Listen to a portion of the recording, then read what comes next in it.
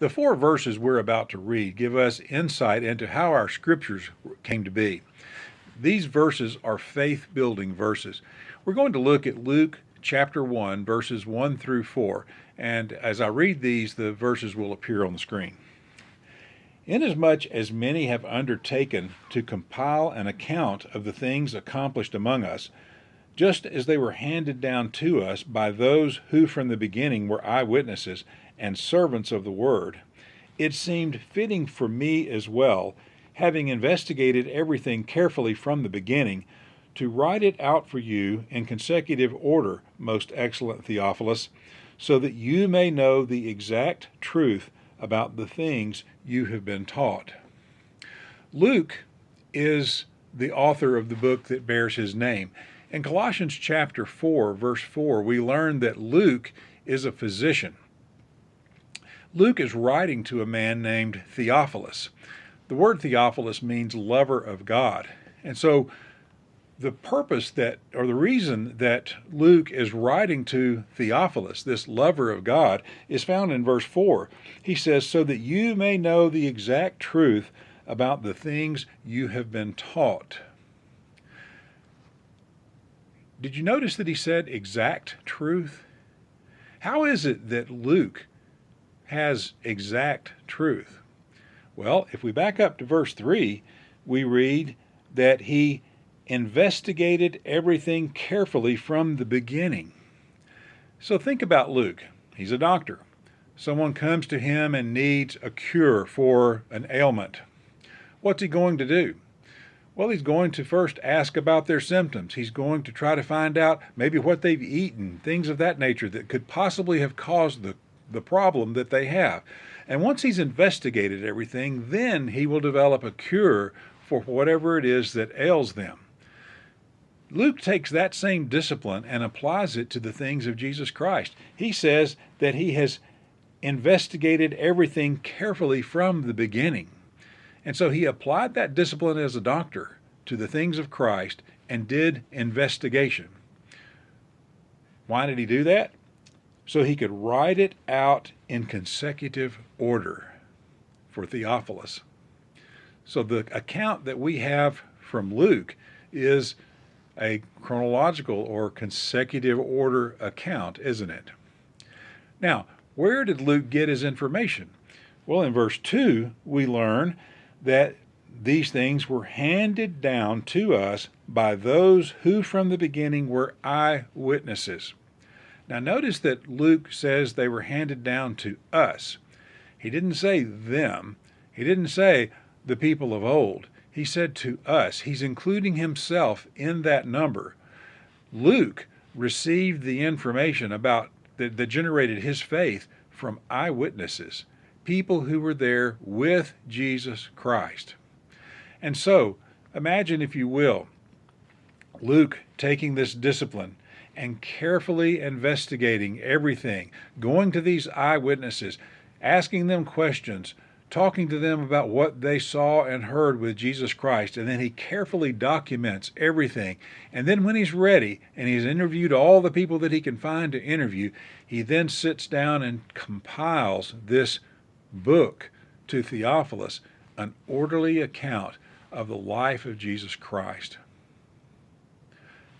That information should give you considerable confidence in the Word of God. That information tells us that the Word of God is not, at least as far as the story of Jesus is concerned, was not stories that were just handed down from generation to generation to generation and embellished upon by people along the way. And then suddenly, a lot of years later, somebody says, we ought to write all these things down. No, that's not what happened at all. There was only a generation, or even less than a generation, between Luke and the eyewitnesses. They were his contemporaries. They were people that he knew, and he took the information he got from them and he wrote it down in this book. These are not some embellished stories over a long period of time. This is information that came directly from eyewitnesses. That's very important. Another thing we learn from this passage in verse 1 is that he says, many have undertaken to compile an account of the things accomplished among us. And so we learn from that that there were a lot of people who wanted to tell the story of Jesus. We know about three of those, don't we? In our Bibles, we have the book from Matthew, we have the book from Mark, and we have the book from John, and also Luke. And so there are four people who decided to write down the account of Jesus Christ. There were a lot of people that were interested in that. What was Matthew? Well, Matthew was one of the apostles. He was an eyewitness. Who was John? He was one of those apostles as well, and he was in the inner circle with Jesus, one of Jesus' closest friends while he was on earth. And these are the kind of people that wrote down the information about Jesus. Not fables, not stories, not embellished stories, but the stories from eyewitnesses who were there and saw and heard what Jesus did. Now, the scripture also tells us that the Holy Spirit is involved in the work of the writing of our Bibles. And so over in 1 Peter chapter 1, or 2 Peter chapter 1, 2 Peter chapter 1, starting in verse 20, Peter says, "Knowing this first, that no prophecy of Scripture is of any private interpretation, for prophecy never came by the will of man, but holy men of God spoke as they were moved by the Holy Spirit." And so the Holy Spirit is involved in the conveying of this information as well. And so just imagine, if you will, the Holy Spirit's involvement does not preclude or take away the necessity of someone like Luke or John or Matthew being eyewitnesses to this information. But what it does mean is that as they went to write this information down, the Holy Spirit made sure that they gave the information that God wanted us to know. And so it was a joint effort. People who saw and heard what went on, or someone like Luke who investigated it carefully, they gathered all that information, and then when they went to write it down, the Holy Spirit made sure that they wrote down the information that God wanted in his book. You should have confidence in your Bible.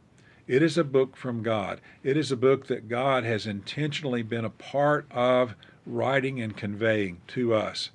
But it isn't just people who got an inspirational moment and wrote something down. No, these are people who saw and heard what happened. That is faith building. I hope that this information is helpful to you. If you would like to read the book of Luke with me, we can do that over Zoom.